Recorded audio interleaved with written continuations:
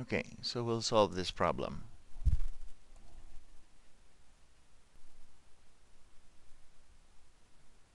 Okay, initial speed. So we circle that. That's going to be VO. Write that there. VO is 8 meters per second. Okay, and then here, that is your D. Okay, circle that. This is what is required. Find the time, T. So you write that here.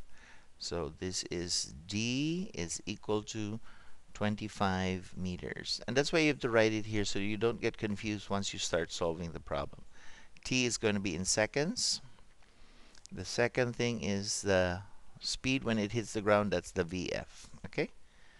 So B VF is meters per second.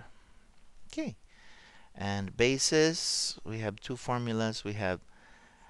You choose your formula depending on what you're given. Now here we are given VO and T and VF. So we have to use that. Oh, sorry, wrong formula.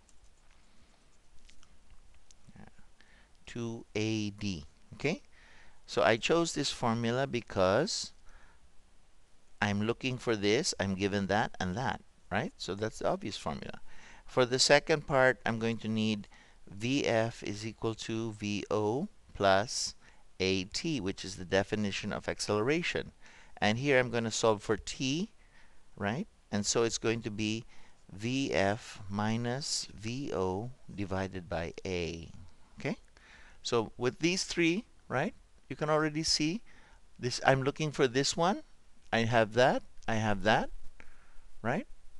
Uh, in the first one. So we're going to solve first for B.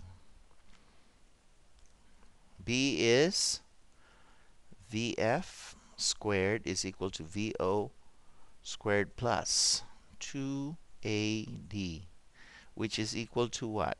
Oh, squared.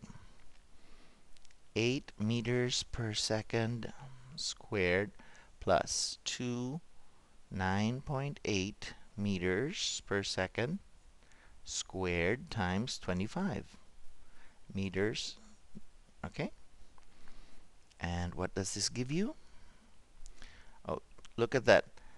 VF has the square root of 2 times, oh, sheesh.